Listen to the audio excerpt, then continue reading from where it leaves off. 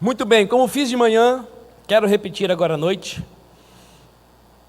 Nós vivemos dias, conforme muito bem diz a Escritura Sagrada, dias terríveis.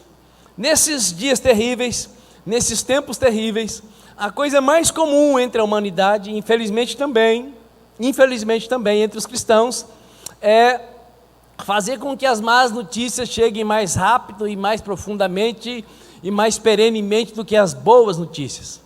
Como eu disse de manhã, segunda vez, quero repetir, o proprietário desse prédio que nós usamos e há tanto tempo estamos aqui, há quase 20 anos, ele tem um bom hábito de toda a caca que algum crente faz, ele me manda o link da notícia.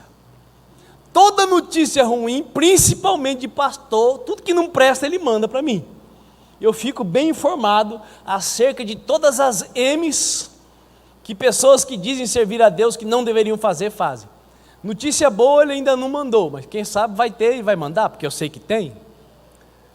Mas como eu disse, infelizmente nós também temos essa inclinação de sermos canais, reportadores muito mais de más notícias do que de boas notícias.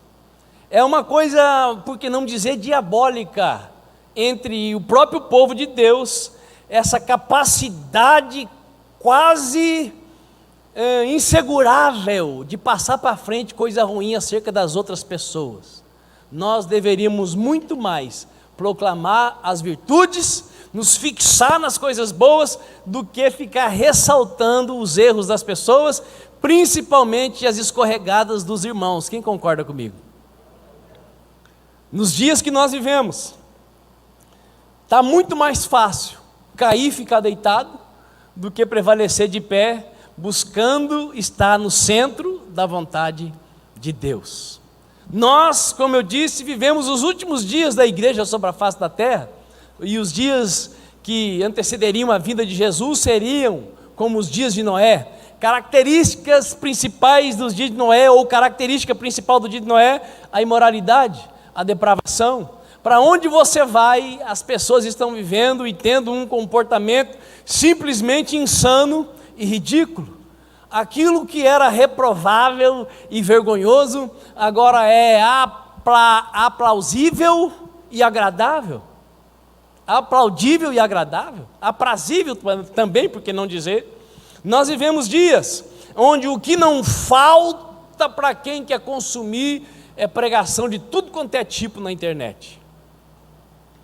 E Jesus avisou que nos últimos dias surgiriam muitos falsos profetas que, se possível, enganariam os eleitos.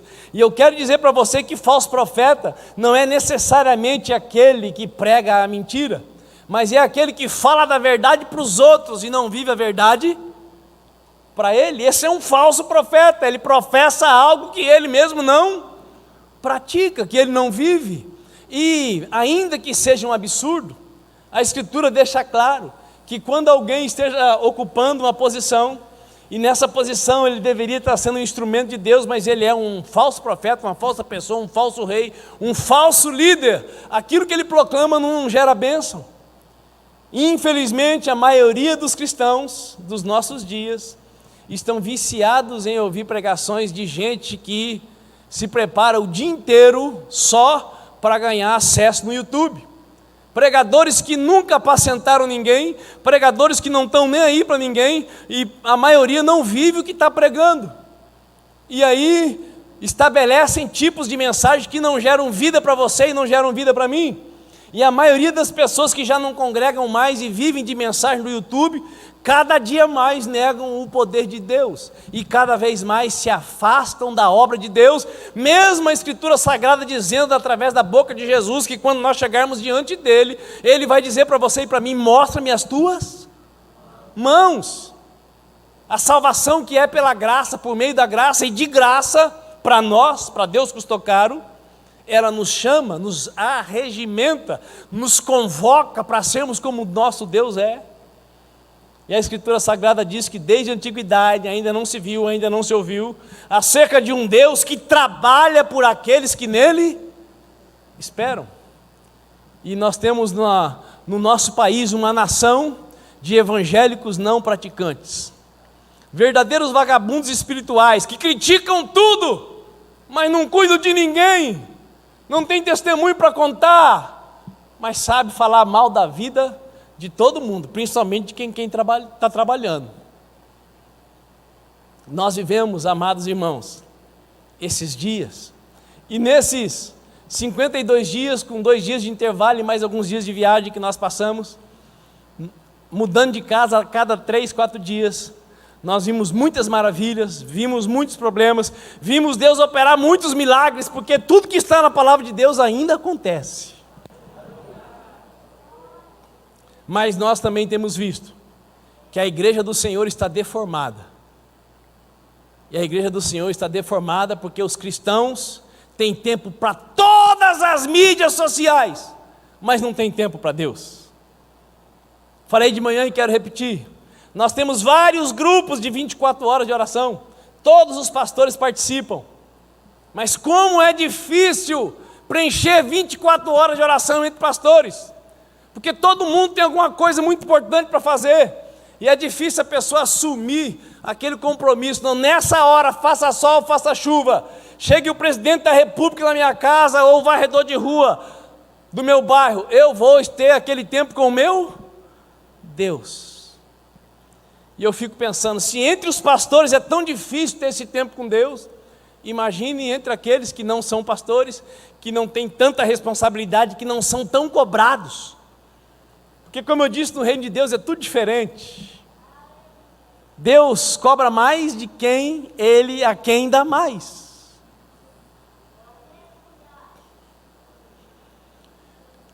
Eu acredito, irmãos, que não tem nenhum outro caminho para que você e eu experimentemos uma vida de santidade e de profunda satisfação, senão através da vida de oração.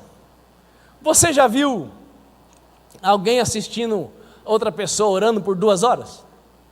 Mas você até consegue ouvir uma boa mensagem, principalmente do Cláudio Duarte, por 2 horas.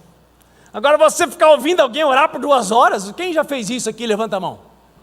Não, não tem. Porque ninguém grava oração e coloca no YouTube. Não vai dar acesso. Uma das coisas que Jesus mais fez na terra foi o quê? Orar. Se Ele precisava, será que você e eu precisamos? Irmãos, nós precisamos despertar para isso.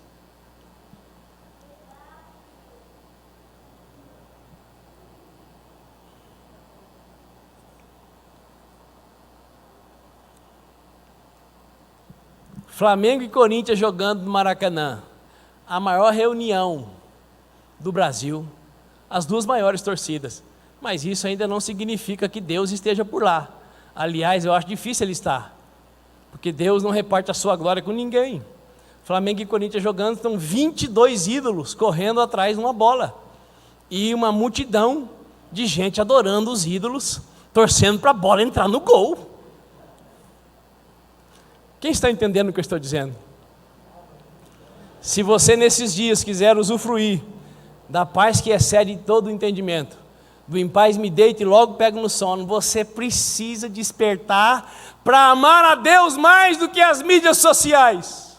Até as pessoas com 70, 80 anos, muitas dessas com os dedos já endurecidos, estão aprendendo a teclar nas telas, e passam tempo assistindo coisas interessantes, mas que roubam as vidas de estarem na presença de Deus. Os anciãos da congregação estão conhecendo o mundo todo através das telas, mas já não reconhecem mais a face de Deus, porque não tem tempo para estar um tempo a sós, no lugar onde Jesus disse que todo cristão deveria entrar.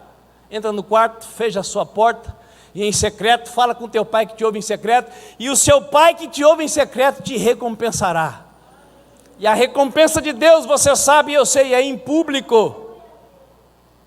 Ah, apóstolo Lucas, a minha vida interior é tão complicada, sabe por que você não passa tempo com Deus? É impossível você mergulhar em Deus e você não ser transformado de dentro para fora.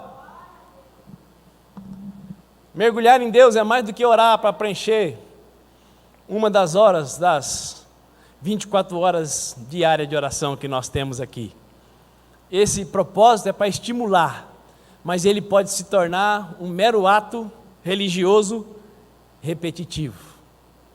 Assim como prestar culto a Deus pode ser um mero costume, enquanto deveria ser o melhor momento da nossa vida. Quem está me entendendo, levanta a mão para o céu e dá um glória a Deus. Deus tem mais para você, Deus tem mais para mim. Mais o que? Mais serviço! Porque a bênção Ele já prometeu que viria, as necessidades Ele prometeu que cumpriria, mas Ele tem serviço para você na terra, porque você é chamado de cristão, e o Filho de Deus não veio para ser servido, mas veio para servir.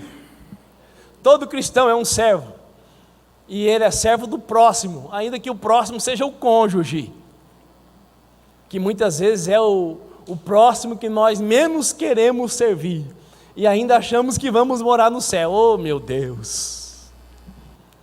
Imagine, quando você não está suportando nem quem é uma só carne com você, e o mandamento é: ama o teu próximo como você ama a você mesmo.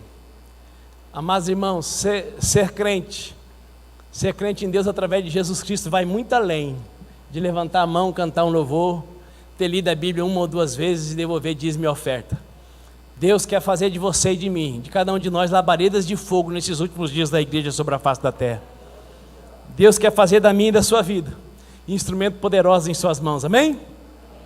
Então vamos lá, abra sua Bíblia em Romanos capítulo 5 e vamos falar sobre todo problema tem propósito.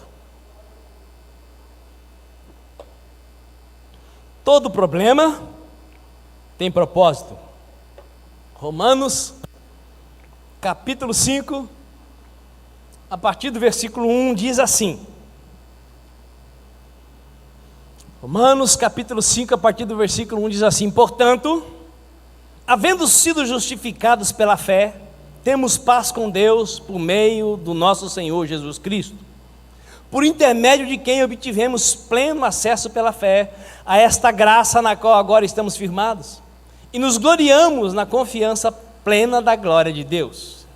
Mas não somente isso, não só bênção, como também nos gloriamos nas tribulações, porque aprendemos que a tribulação produz perseverança, e a perseverança produz um caráter aprovado, e o caráter aprovado produz confiança, e a confiança não nos decepciona, porque Deus derramou seu amor em nossos corações, por meio do Espírito Santo que Ele mesmo nos outorgou. Poderoso Deus, seja conosco nesta hora, de modo especial.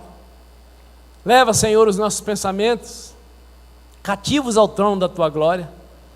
O Senhor sabe, Pai, quão acelerado nós andamos, quantas coisas nós temos que administrar, quantos pensamentos, preocupações, anseios, projetos, e sem a Tua ajuda não conseguiremos nos aquietar neste lugar.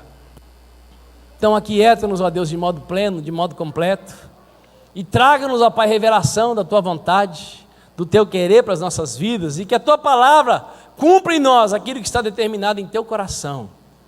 Ó Pai, seja com os professores e professoras do Ministério Infantil, que os nossos filhos e filhas, netos, netas que estão lá, sejam nessa noite abençoados, tendo uma porção da Tua palavra semeada em seus corações.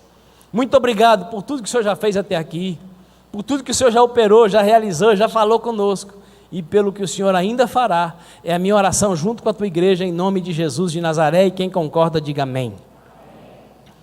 Muito bem, no versículo 1, o apóstolo Paulo, inspirado pelo Espírito de Deus, diz que, havendo sido justificados pela fé, nós temos paz com Deus, por meio do nosso Senhor Jesus Cristo. Quando o ser humano se entrega aos cuidados de Jesus Cristo de Nazaré, e é aceito por Deus através da obra de Cristo na cruz do Calvário, então ele passa a usufruir de paz com Deus. Paz com Deus significa que o escrito de dívida que estabelecia uma separação entre o Deus que é 3 vezes santo e eu que sou o pó da terra foi rasgado.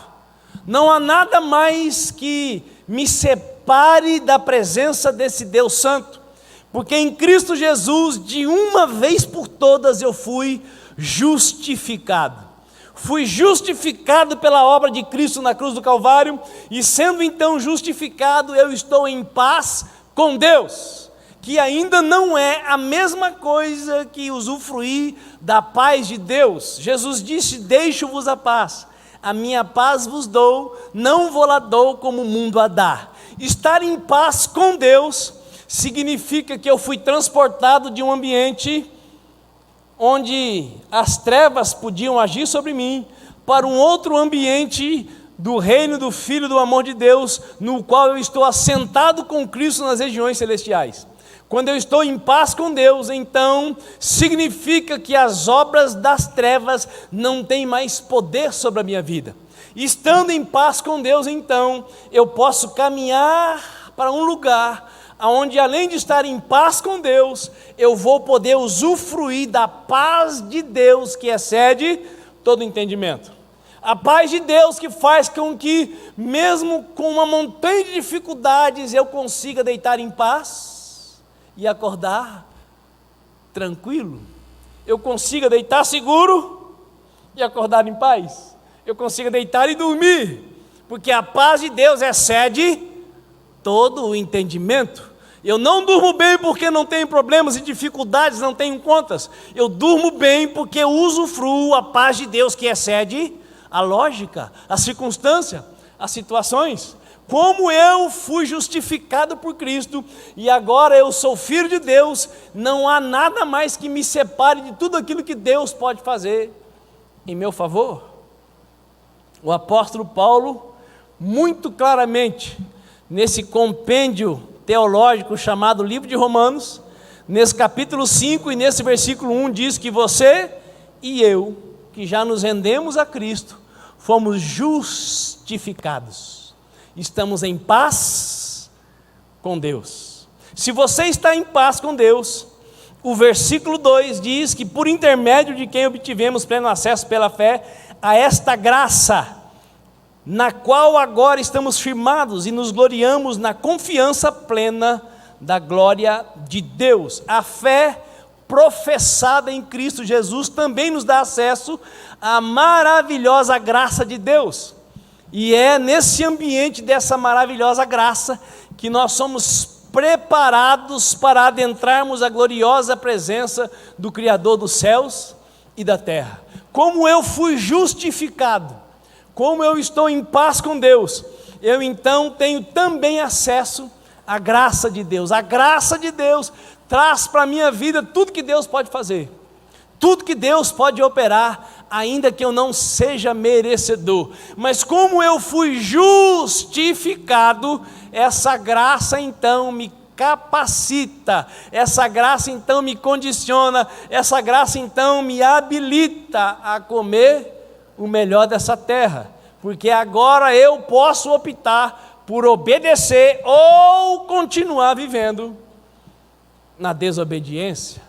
A graça de Deus me prepara para usufruir da glória de Deus, a plenitude da manifestação de tudo que Deus é, de tudo que Deus sabe e de tudo que Deus pode. Você que foi justificado tem direito de usufruir de tudo que Deus é, de tudo que Deus sabe e de tudo que Deus pode. E eu acredito que vale a pena você levantar a mão para o céu e dar glória a Deus. Você não vai ter direito, você já tem.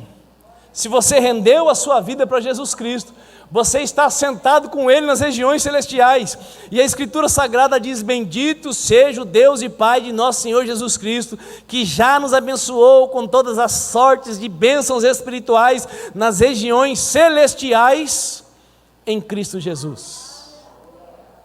Agora então, nós que não nos tornamos robôs e nem marionetes, precisamos alinhar as nossas vidas à palavra revelada de Deus. E a palavra de Deus, que foi deixada como testamento para a sua e para a minha vida, é suficiente para nos limpar, nos habilitar e nos conduzir ao centro da vontade de Deus. E a vontade de Deus, ela é boa, ela é agradável, ela é perfeita, ainda que tenhamos que passar pela cruz do Calvário. Quem quiser vir após mim, negue-se a si mesmo, tome a sua cruz e siga-me. Diga para o seu vizinho: você já foi justificado, se você está em Cristo. Então você já tem paz com Deus. Você precisa passar a viver de uma maneira que você não apenas tenha paz com Deus, mas usufrua em plenitude a paz de Deus, que excede todo entendimento. E aqui eu quero fazer a primeira pergunta dessa noite: quem aqui não tem nenhum problema? Levante a mão, quero conhecer-te, ó anjo. Não existe quem não tenha problema, senão Jesus seria mentiroso, e Jesus é verdadeiro, mentiroso é o diabo, que é o pai da mentira. Jesus disse: nesse mundo tereis aflições, mas tem de bom ânimo, eu venci o mundo, vocês estão em mim, vocês também vencerão. Aliás, porque Jesus venceu, você e eu já somos mais que vencedores. Quando a Bíblia diz isso, irmãos, não é para me enganar, para te enganar, para nos deixar com aquele gostinho de quando será que esse dia vai chegar. É realidade que pode ser vivida dentro de cada um de nós, se nós de fato e de verdade, como eu já disse no começo e vou repetir, amarmos mais a presença de Deus do que as mídias sociais. Porque nenhum crente que não passa nenhuma hora por dia com Deus, pode ter Jesus de Nazaré como seu discipulador, vai experimentar vida em abundância. Impossível. Como é que Deus vai dar para alguém que tem tempo para ele semanalmente e apressadamente vida e vida em abundância? Impossível. Como é que Deus vai encher de graça, de glória, da alegria da salvação, quem quando se entregou para ele tinha uma língua desse tamanho, e depois de 15 anos andando com ele, a língua está do mesmo tamanho, só que com mais habilidade, sendo que a Bíblia diz que os fofoqueiros não herdarão o reino dos céus, sendo que a Bíblia diz que quem semeia contenda entre os irmãos é pior do que um feiticeiro.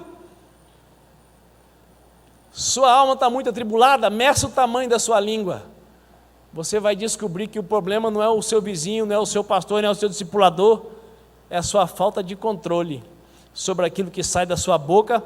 Assim diz o Senhor, porque isso não faz parte da pregação, está vindo aqui para falar, então deve ter um endereço. Quem aqui não tem problema nenhum? Então os próximos 3 versículos devem ser também para você. Vamos ler mais uma vez, Romanos 5, versículo 3. Mas não somente isso, como também nos gloriamos nas tribulações, porque aprendemos que a tribulação produz perseverança.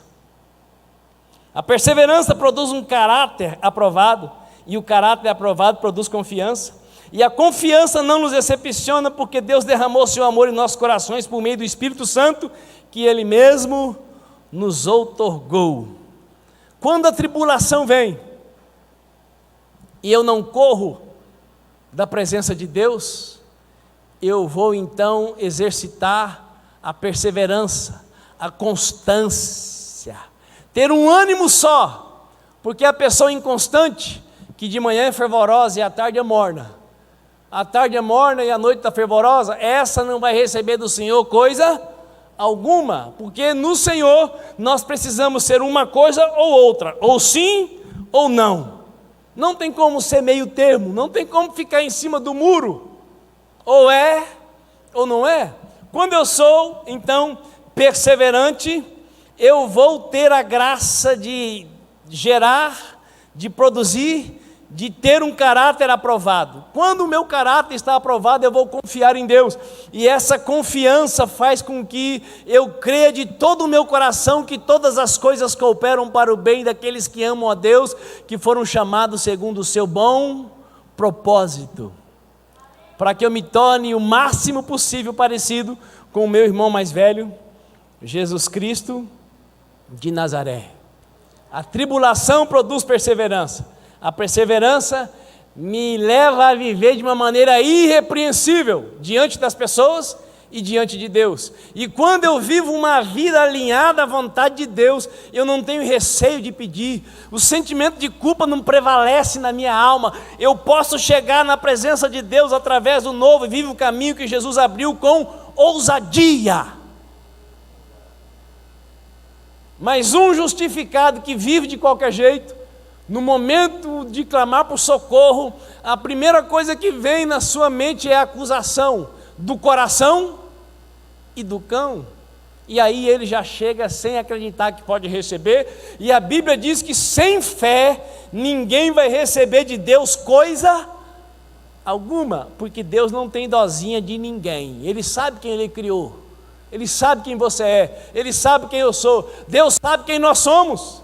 Deus nunca vai olhar para você como um coitadinho, porque você é feitura das mãos dEle. E a Escritura Sagrada diz que quando Deus terminou a sua obra e criou o homem e a mulher, Ele disse, e este sim ficou muito bom. Faça assim com o seu dedo profético. O que Deus tem a seu respeito é muito bom. Você se acha meia boca, é problema seu, é culpa sua, não tem nada a ver com Deus. Porque o que Deus diz a seu respeito é que você é muito bom. O que Deus diz a seu respeito é que você foi criado para o louvor da sua glória, para elogiá-lo, para que a sua vida seja uma prova viva de que Ele é grandioso, poderoso e maravilhoso. O que a Escritura diz a seu respeito é que Jesus vai olhar para você e vai dizer, valeu a pena. Ele vai cantar o hino do Juliano Sonho, vai valer a pena, vai valer a pena mesmo. Agora tem que acreditar. Em quem você prefere acreditar? No que está testamentado ou no que você sente? Em quem você prefere acreditar? No que as pessoas dizem ou no que está escrito? Aí vai depender da sua decisão, de como você quer viver. Agora você prestou bem atenção na leitura? A tribulação é um mecanismo para fazer de você uma pessoa perseverante. E quando você se torna uma pessoa perseverante, você vai crescer, você vai se aperfeiçoar, você vai ter um caráter aprovado. E quando você tem um caráter aprovado, você se torna uma pessoa confiante. Quando você se torna uma pessoa confiante, você jamais será alguém decepcionado, porque quem espera no Senhor jamais será envergonhado.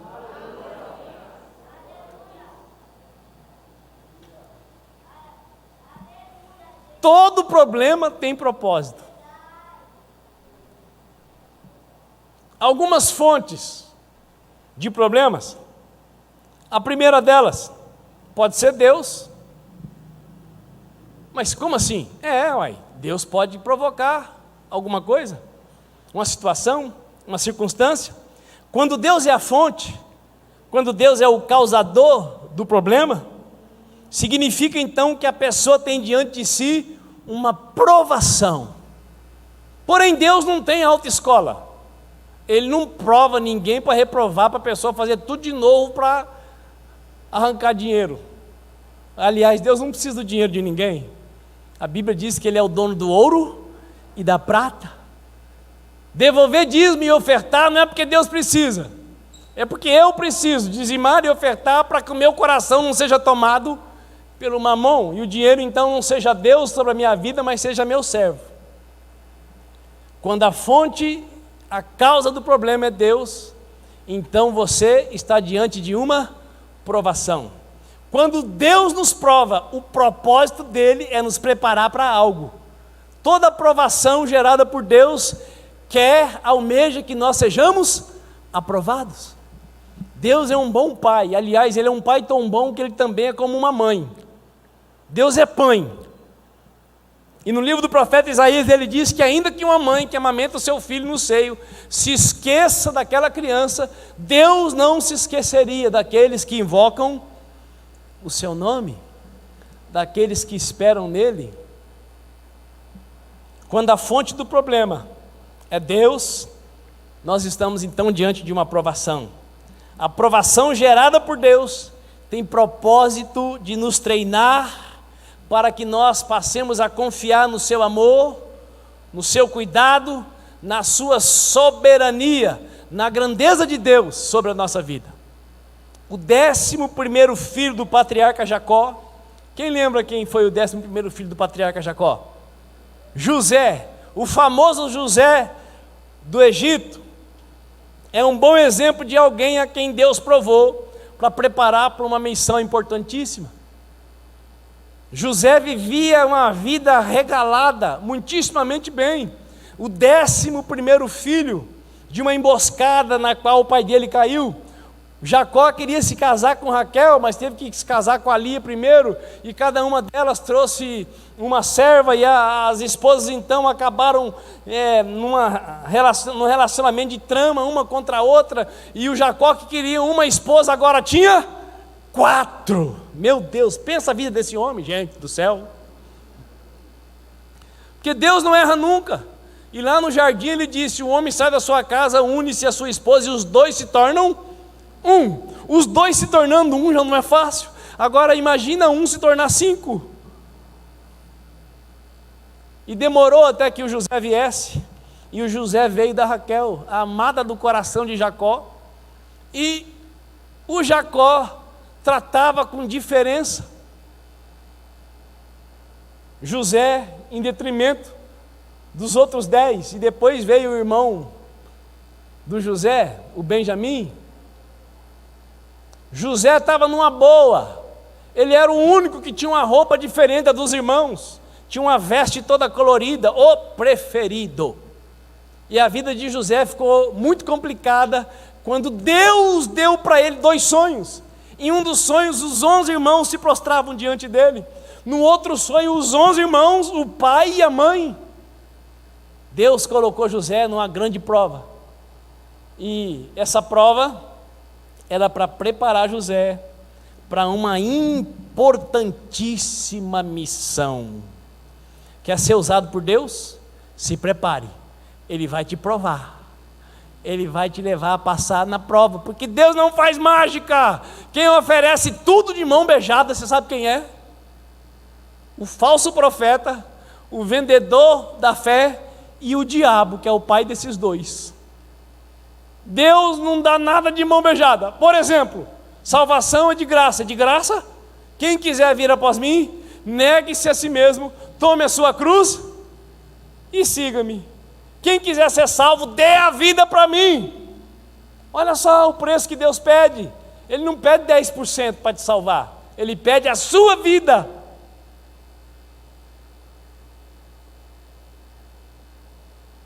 Quando o problema vem de Deus, esse problema, essa tribulação é uma prova. E quando Deus te provar, quando Deus me provar, quando Deus nos prova, qual é o propósito dele? Nos preparar para algo grandioso, glorioso. E tudo que Deus faz para alguém ou através de alguém não é só para aquele alguém. É para abençoar todas as pessoas que estão à volta, que estão ao redor e que estão um pouco mais longe. Ninguém vence a Deus na arte de dar. E todo crente deveria ser como o seu Pai Celestial, especialista em dar. Porque melhor é dar do que precisar receber. Posso ouvir um aleluia? Aleluia para receber, né? E para dar. Então Deus pode ser uma das fontes do problema. A outra fonte do problema é Ele.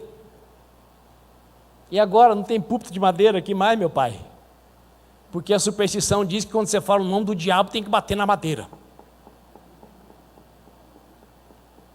Só se for a madeira da cruz onde Jesus foi crucificado, né? Aliás, Não, o diabo não tem medo da cruz. O diabo teme aquele que foi obediente até a morte e morte de cruz. O que o diabo não suporta é obediência. O que o Satanás não suporta é amor, altruísmo, vida de negação de si mesmo para adorar a Deus e servir o próximo. Quer ter poder sobre o diabo? Ame a Deus e sirva o próximo. Ele não vai suportar a sua presença. onde você chegar, ele vai sair. Segunda fonte de problema, o diabo.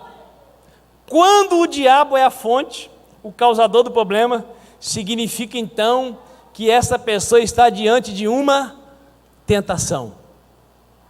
A provação vem para nos preparar, a tentação vem para nos derrubar. A provação da parte de Deus quer te aperfeiçoar para ser um canal alargado da bênção dele.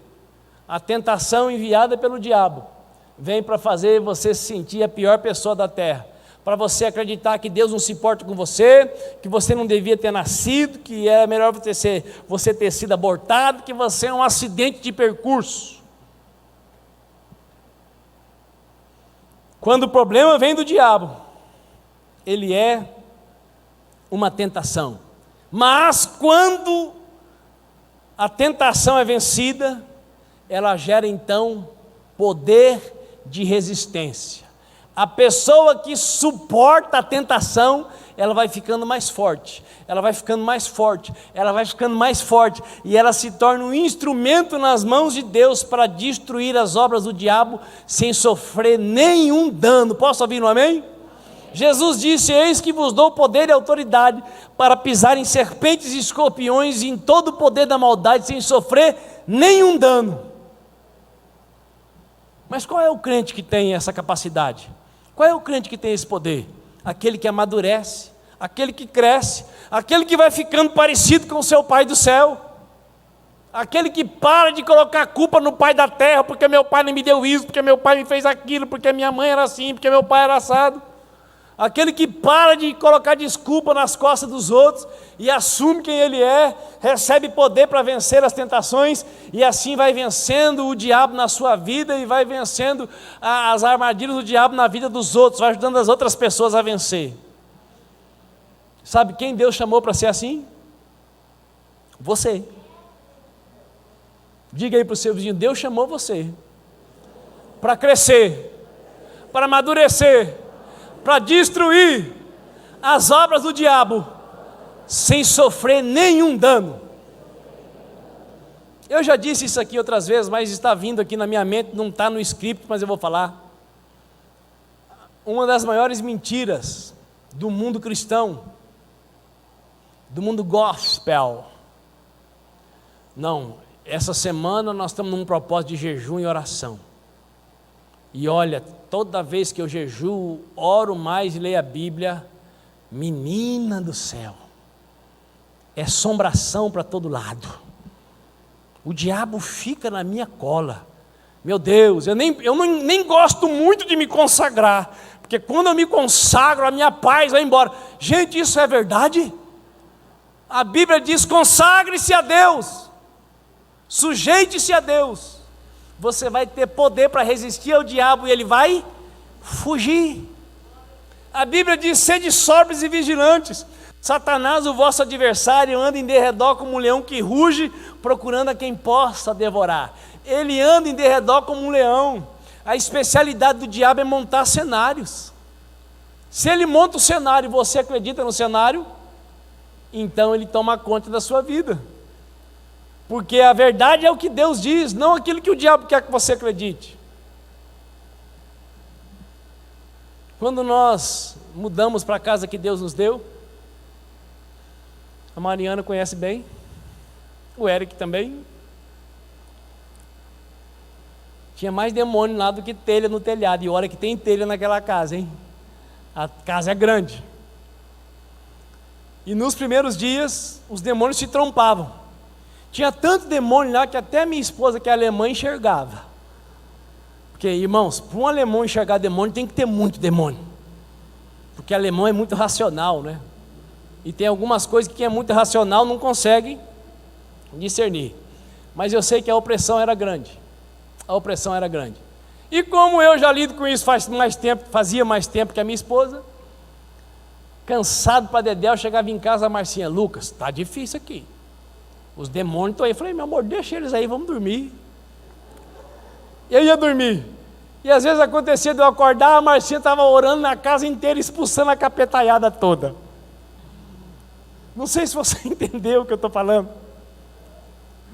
Ele vai montar o cenário. Se você der atenção para o cenário, ele vai querer tomar conta do pedaço. Uma ocasião lá em Araçatuba, eu estava cortando o cabelo num salão cujo dono era católico carismático. Quem já ouviu falar? Jesus disse: tem muita gente que vocês acham que vão estar, que não vão estar. Tem gente que vocês acham que não vão estar e que vão estar. Deus não pertence a nenhuma denominação religiosa, Deus não é evangélico, não é espírita, Deus não é nada disso. Mas voltando lá para o irmão, estava cortando o cabelo, ele começou a contar uma experiência que ele tinha tido na noite passada, que ele dormia de conchinha com a sua esposa, de ladinho, e ele então de conchinha com ela, de repente alguém fez conchinha com ele. Alguém deitou-se atrás dele e acoplou no corpo dele, e ele sentiu um cheiro terrível de enxofre, e era um abraço gelado. Ele disse que ele teve uma sensação imensa de pavor, e ele deu uma viradinha no pescoço e falou: é você, Satanás? Eu tenho dono, eu não pertenço mais a mim mesmo, vai falar com o meu Senhor, Jesus Cristo de Nazaré. Segundo ele grudou mais na esposa e dormiu. E eu fiquei pensando: meu Deus, que experiência. E nessa época eu já morava na favela Mão Divina, para baixo do bairro São José, depois de uma BR que vai para Birigui, lá em Araçatuba. E estava eu então lá no lugar onde eu morava, que era um lugar bem estreito, que ia mais ou menos daqui até o fundo, uns 15 metros, era onde fazia a reunião, era o lugar de culto. Depois tinha um hall, um banheiro, um cômodo e o meu quarto lá no fundo, o único lugar coberto da casa, o quarto que eu dormia. Estou lá eu então, naquele lugar maravilhoso, deitado, sem conchinha, solteiro, e deitou-se alguém do meu lado. Senti aquele cheiro maravilhoso e aquela presença gelada. Lembrei do que o irmão católico, apostólico, romano, carismático falou: é você, diabo? Eu não tenho nada com você, eu agora pertenço a Jesus Cristo de Nazaré. Vá falar com ele, porque ele é meu dono. Cobri a cabeça e fiquei tremendo de medo.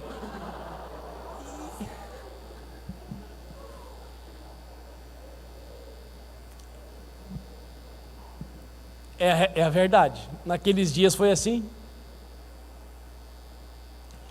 O irmão grudou na mulher e dormiu, e eu fiquei tremendo debaixo do lençol, com a cabeça coberta. Quando a fonte de problema é o maligno, você está diante de uma tentação, e a tentação vem para te destruir.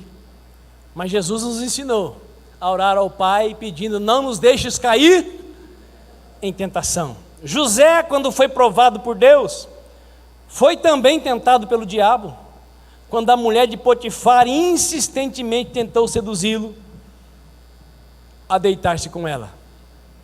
José foi também tentado, mas graças ao bom Deus, ele tirou de letra.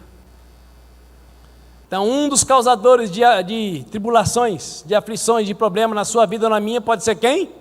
Deus. O outro causador pode ser quem? O diabo. Quando Deus está te provando, é para te melhorar, para te fazer crescer. Quando o diabo está te tentando, a intenção, o propósito qual que é? Destruir. A outra fonte podem ser pessoas. E quando a fonte do problema são pessoas, significa então que você pode estar diante da necessidade de uma tomada de decisão. E geralmente, quando a fonte de problema são pessoas, a principal tomada de decisão é: perdoo e fico livre, ou me amarguro, me ressinto e me torno prisioneiro daquela pessoa. Quando eu tomo a decisão de perdoar, ainda que eu fique lembrando, a pessoa sai de dentro de mim.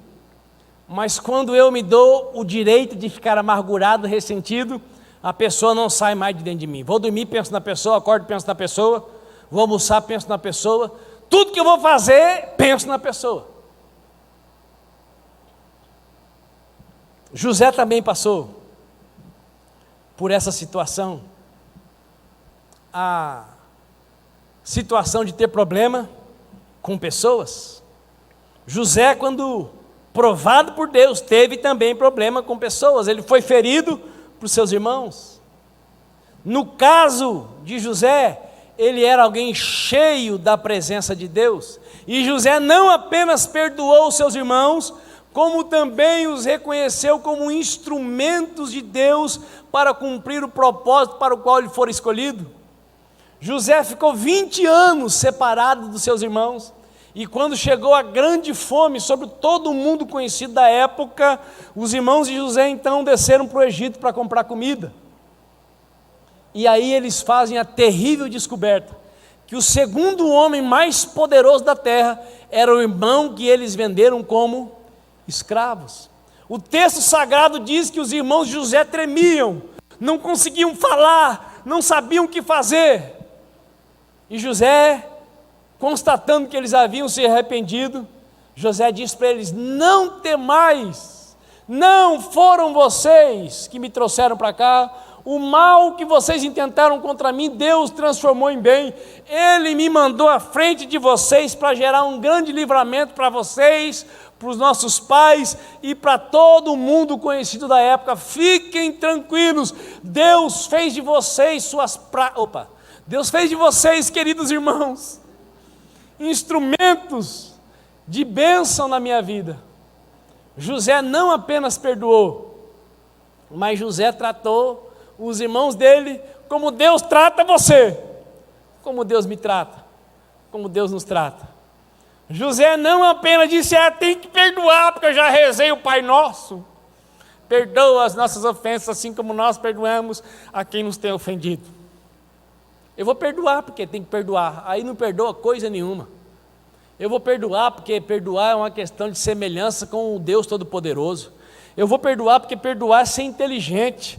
Eu vou perdoar, porque eu fico livre da praga que me fez o mal, ainda que essa praga seja alguém que eu amo. É uma praga quando faz o mal para a gente. Eu vou perdoar, porque perdoar é o que Deus faz todo dia comigo. Então eu vou perdoar.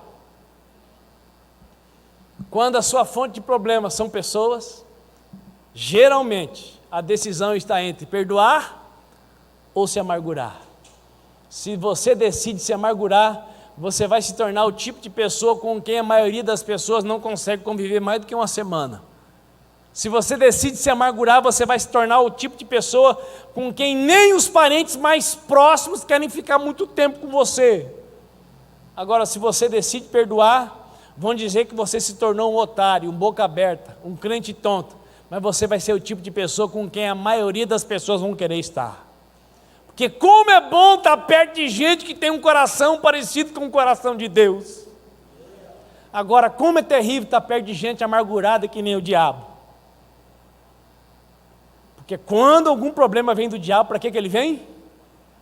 Para destruir. Quando gente parecida com o diabo gera problema, é para te destruir. Agora, quando gente parecida com Deus está te causando um problema, é para te ajudar a crescer. Quem está me entendendo, dá um sinalzinho. Vamos caminhar para o final de hoje e vamos concluir essa mensagem no próximo domingo. Deus pode ser a fonte do problema que tem propósito. O diabo pode ser a fonte. Pessoas podem ser a fonte. Agora vem o problema mais difícil da vida do ser humano. É quando você é a fonte. Quando eu sou a fonte do problema que está assolando a minha vida. Quando a fonte do problema é você, significa que você precisará fazer escolhas. Tem gente que, se ele vai para a praça, ele briga com o guarda da praça. Se ele vai na discoteca ali no Clube União, ele briga com quem vende o bilhete, ele briga com quem pega o bilhete, ele briga com quem serve no boteco, no bar. Lá na casa ele já brigou com o pai e com a mãe antes de sair. Semana retrasada brigou com o namorado ou com o namorado. Lá no trabalho ele é considerado o pior funcionário. Cuidado, não encosta no fulano que sai faísca. Mas para essa pessoa está todo mundo errado. Ela é a pessoa mais certa, ela é a vítima. Você conhece alguém assim? Todo mundo está errado, quem está certo sou eu. Não tem ninguém certo no universo, só eu. Até Deus está errado de ter me feito nascer na família que eu estou, de me dar o emprego que eu tenho e de ter me dado a companhia que está do meu lado. Deus errou. A única pessoa certa é ela. Mas ela é tão azeda que não serve nem para fazer limonada. Você conhece alguém assim? Conhece?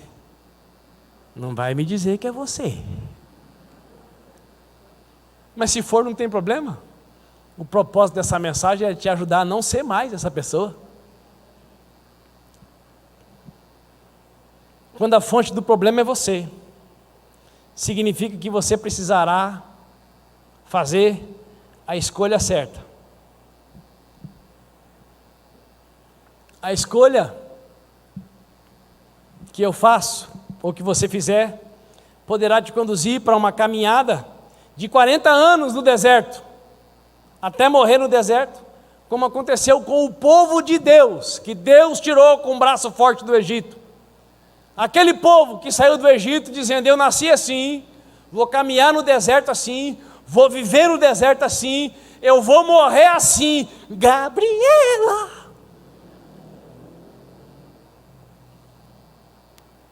Vou perguntar de novo, você conhece gente assim? A pessoa sabe que a vida dela é difícil por causa dela mesma, mas ela insiste em colocar a culpa em alguém. Como é que Deus vai me curar se eu não reconhecer que eu sou o culpado? A Bíblia diz: quem reconhece, confessa e deixa, alcança misericórdia. Se não reconhecer, vai morrer assim, porque Deus tem dó. Dos milhões que Ele tirou do Egito, apenas 2 entraram na terra, e o restante viraram pó no deserto.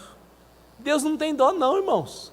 Deus tem compaixão, mas Ele não tem dó, porque Ele tem tempo de sobra para tratar, porque o tempo de Deus é de eternidade a eternidade. Diga aí para o seu vizinho: Deus não tem dó de você não.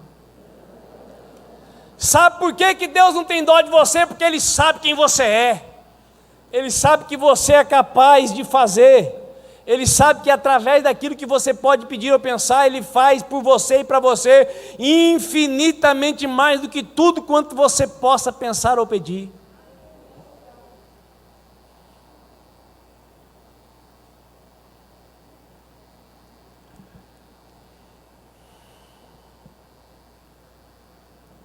Você pode morrer assim, ou, se você se dispuser a se contrariar, a ser resiliente, disciplinado, esforçado, focado, poderá mudar de atitude e então ter sua história de vida transformada. Porque mudança pessoal, irmãos, não é fácil não. Para você mudar você mesmo, você precisa ter foco, precisa ter disciplina, precisa se esforçar, porque a pior obra da carne é algo chamado orgulho. Quando o meu eu e o meu orgulho descer comigo e se misturar com as águas do rio, então subirei como Naamã curado. Eu abro mão, ó difícil, de tudo que só para servir-te, ó meu Senhor. Eu abro mão de tudo que sou, só para te adorar. Senhor, Senhor, quebra o meu orgulho e mergulhar nas águas do teu amor. Me purifica, eu quero ser limpo como Naamã no teu poder. Quando Deus está provando, Ele já manda a prova para provar. Deus é bom. Quando o diabo está sendo o seu problema, se você se sujeita a Deus, o diabo foge de você. Quando as pessoas estão te atormentando, em Cristo Jesus você tem o bom exemplo de dizer: Pai, perdoa-lhes, eles não sabem o que fazem. Agora, quando você é a fonte do seu problema, é a dificuldade mais difícil de ser vencida.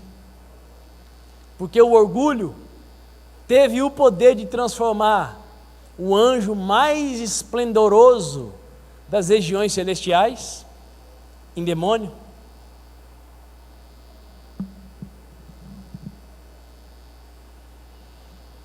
A mulher de Potifar, que foi uma tentação na vida de José, poderia ter se tornado um objeto de cobiça. A mulher de Potifar poderia ter se transformado numa guerra pessoal para José. Mas José soube fazer a escolha certa, e a sua oração em relação à mulher de Potifar não precisou passar de não me deixe cair em tentação.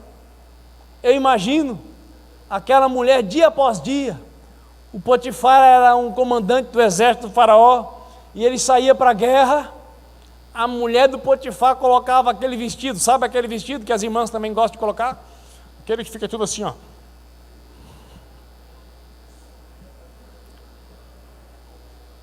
Às vezes que o marido não quer mostrar nada, não quer fazer alegria, mas recebe uma visita, coloca aquele vestido e para naquela pose. A mulher do Potifar estava assim, com Potifar nada, ela pensava só no José. E ela colocava o vestidaço e fazia a pose: Zezinho, chega aqui, querido. Ô Zé, você está vendo o quanto Potifar está viajando? E você é tão leal a ele, tão fiel, seja também a mim. E o José, eu imagino que ele não era cego, assim como eu não sou e você também não é. Ele olhava para aquela mulher e falava: Deus, tu és poderoso, que obra das tuas mãos. Mas pertence ao meu patrão, não quero nada com ela, meu pai. Eu sou teu, meu coração é teu, os meus olhos são teus, a minha mente é tua. Eu estou livre dessa tentação. Sai, Satanás. José só precisou orar: não me deixe cair em tentação. Mas a mulher do Potifar poderia ter se transformado numa cobiça para a vida de José. E se a mulher de Potifar tivesse sido desejada no coração por José, certamente ele teria sido atraído, seduzido e contaminado pelo pecado, e sua oração teria que ser mais ou menos assim: meu Deus, o que eu fui fazer? Meu pai, eu fiz M, e agora meu pai, quando o marido dela descobrir, ele vai querer me matar. Deus, se o Senhor me livrar dessa, nunca mais. Quem aqui já fez uma oração desse tipo para Deus? Não relacionado com a mulher do Potifar, mas quem aqui já fez alguma caca grande e diante de uma terrível enrascada, que não precisa ser traição conjugal, disse para Deus: Pai, se o Senhor me livrar dessa, nunca mais. E o nunca mais demorou 5, 6 dias. Você imagina se Deus fosse crente, o que seria de você? Imagina se Deus fosse evangélico, apóstolo, pastor, profeta, mestre, evangelista. Quem de nós estaríamos aqui, irmãos? Quem de nós estaria aqui? A fonte do seu problema pode ser Deus, pode ser o diabo, pode ser as pessoas. Quando é Deus, é prova para te aprovar.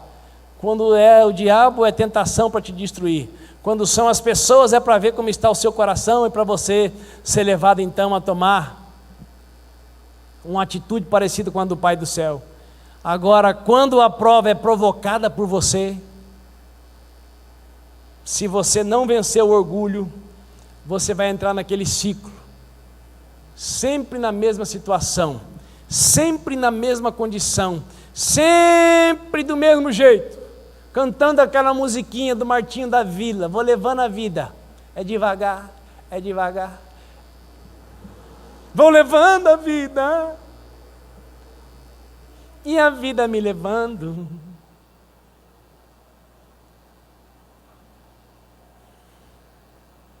não importa qual seja a fonte, em todas elas, se você foi justificado, você já tem o poder do Espírito Santo para se sujeitar a Deus e ser aprovado, para orar, não me deixe cair em tentação, para ter um coração capaz de perdoar e para mergulhar 7 vezes no Jordão, vencer o seu orgulho e receber a cura do Pai, do Filho e do Espírito Santo. Anote aí, eu vou parar aqui. Escolhas erradas, ainda que não causem morte imediata, podem mudar significativamente o rumo da vida da pessoa e alterar o que está escrito sobre ela no livro da vida que está na presença de Deus. Quando eu sou a fonte do problema, então eu vou precisar fazer uma escolha. Quando eu faço escolhas erradas, fora da vontade revelada de Deus, a minha escolha errada pode mudar significativamente o rumo daquilo que Deus tem determinado para mim. Então, se tem alguma coisa que seria muito bom que nós nos livrássemos o máximo possível, é dessa obra carnal chamada orgulho. Fique de pé, por favor. No próximo domingo, com a graça de Deus, nós vamos concluir essa mensagem falando do potencial dos problemas, atitudes que não devemos ter diante dos problemas e atitudes que devemos ter diante dos problemas. O certo é que problema todo mundo tem. O que nós precisamos é saber de onde eles estão vindo e o que eles vão produzir nas nossas vidas. Se você concordar, coloque as suas 2 mãos assim sobre o seu peito.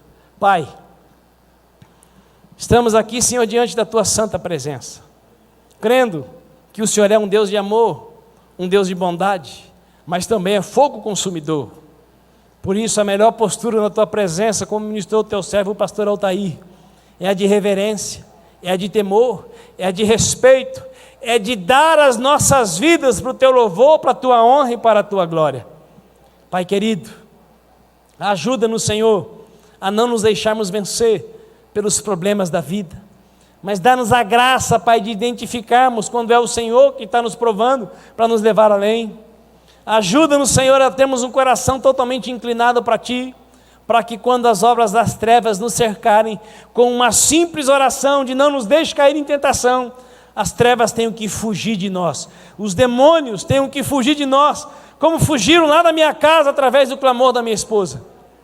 Deus Todo-Poderoso, se as pessoas estão provocando problemas nas nossas vidas, e nós temos sido vencidas por essas pessoas fracas, frágeis, que quem sabe estão precisando não só do nosso perdão, mas também da nossa mão estendida, da nossa intercessão, do socorro que o Senhor deu para nós através de pessoas também.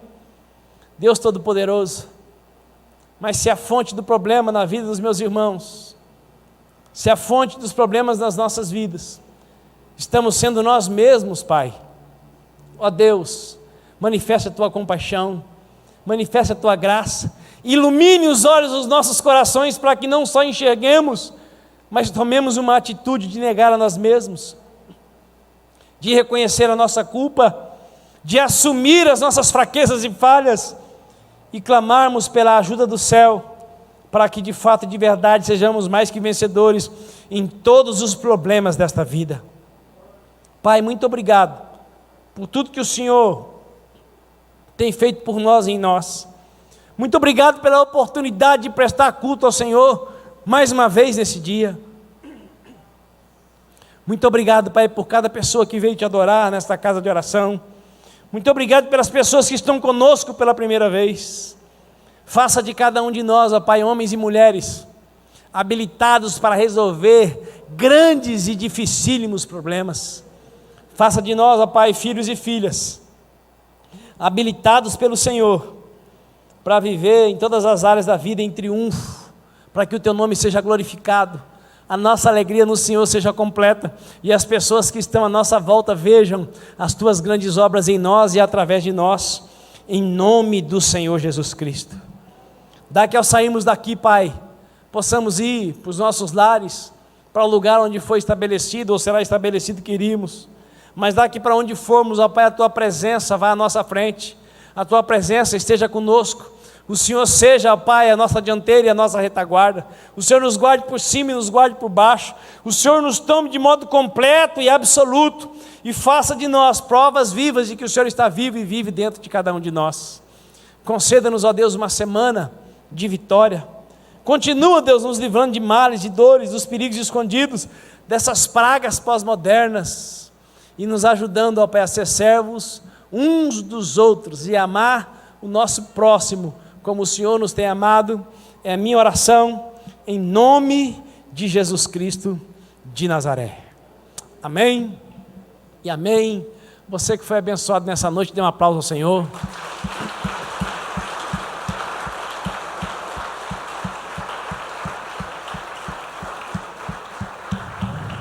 Diga para o seu vizinho, terça-feira tem os 2 últimos mergulhos de Naamã. Pastor Carlos Jesus vai terminar a mensagem que ele começou. Se puder, esteja conosco, terça-feira, 19h30. Vá na paz do Senhor, em nome de Jesus.